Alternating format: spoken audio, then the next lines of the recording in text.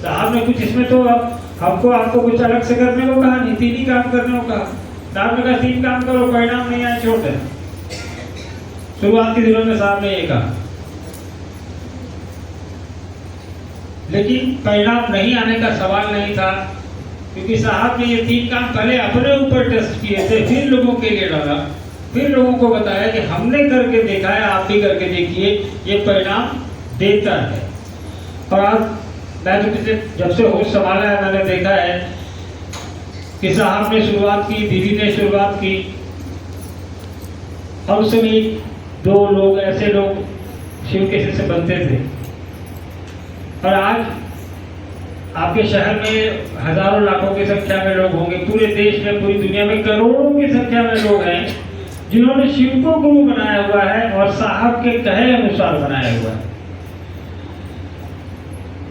तो ये हमको आपको समझना पड़ेगा, या आप समझ भी रहे हैं कि आखिर क्या आवश्यकता है, क्या पड़ी है लोगों को कि करोड़ों लोग साहब की बताई गई सुविधा पर चल रहे हैं। कुछ न कुछ तो उनको हासिल हो रहा होगा, वरना कोई ऐसे क्यों चलता है? आप ही यहाँ पे क्यों आएंगे? शिव की बात हो रही है, महादेव की बात हो रही है, और आप यहाँ घंटों बैठे हैं।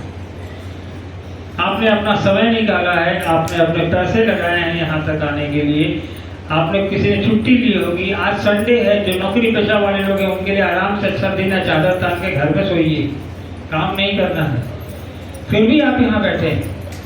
ये बताता है कि साहब ने जो विधा दी हमको आपको, वो हमारे आपके लिए कारगर है, काम कर रहा है, तभी आप यहाँ आए हैं। अन्यथा यहाँ तो भाई भाई के घर नहीं जाता, पुत्र पिता पे केस कर देता है, पति पति जो 50 साल साथ में है डाइवोर्स हो जाते हैं। तो और आप इतना के बावजूद इस तरह के माहौल में अपने महादेव के गुरु स्वरूप से अपने आप को जोड़कर यहाँ बैठे हैं, मतलब साहब ने जो बताया वो चीज सही है, तभी आप आए हैं ना, अन्यथा क्यों आएंगे?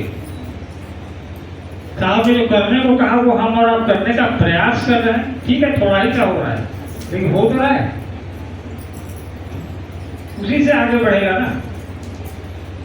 और प्रयास बहुत जरूरी है। साहब ने हमेशा कहा कि हमको आपको प्रयास करना है, प्रयास करना बंद कर देंगे तो दिक्कत होगी।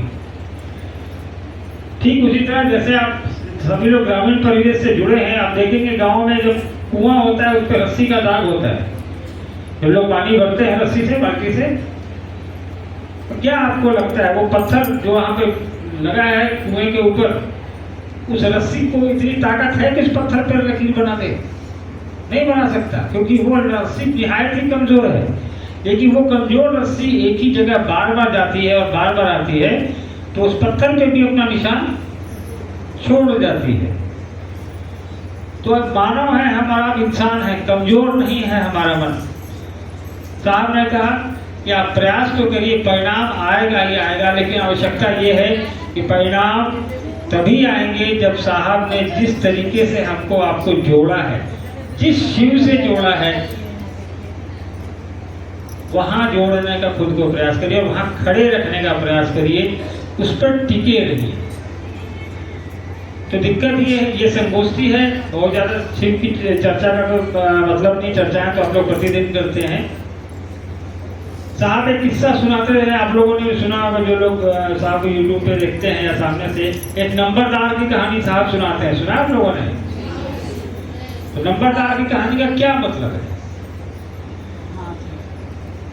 जब वो नंबरदार नदी में डूबने लगा तो साधु ने उसको क्या कहा? साधु ने कहा कि तुम अपने शिव को छोड़ मेरे शिव को देख। और फिर उसने हाथ सटा दिया और वो नदी पार कर गया। इसके पीछे मतलब क्या है, कारण? साहब ने भी वही कहा कि मैं जो बता रहा हूं, मैं जिस शिव की बात कर रहा हूं, जिस शिव के गुरु स्वरूप से जुड़ने की बात कर रहे हैं, उससे जुड़ो। भगवान के रूप में तो हमारा हजारों साल से जुड़े हुए हैं, उनकी पूजा कर ही रहे हैं, हर घर में शिवलिंग है, हर घर में तस्वीरें हैं। परिणाम कितना आ रहा है ये हम और आप सब जान रहे हैं, सारे लोग देख रहे हैं।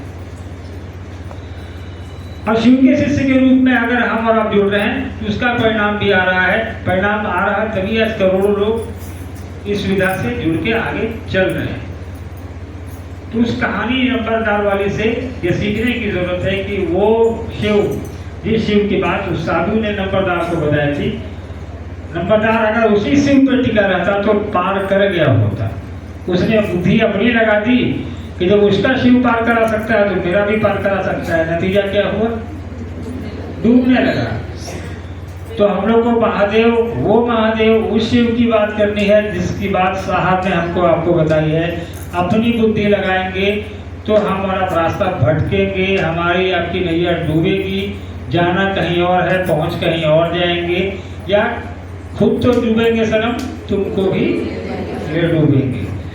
तो प्रयास करना है कि साहब ने जिस पर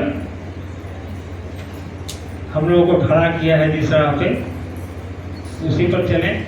अपनी बुद्धि ना लगाएं। अपनी बुद्धि लगाना है तो सांसारिकता में लगाइए, जीवन यापन करिए। आज मोटरसाइकिल पे चल रहे हैं, कल हेलीकॉप्टर पे चलिए, वो ज़्यादा फायदा देगा। अध्यात्म में बुद्धि लगाने की जरूरत नहीं, वो साहब लगा दिए हैं, उनकी बुद्धि पे चलने का प्रयास करना है। फिर आप लोगों को कुछ कहना है तो बताइए, कोई जिज्ञासा हो तो दीजिए।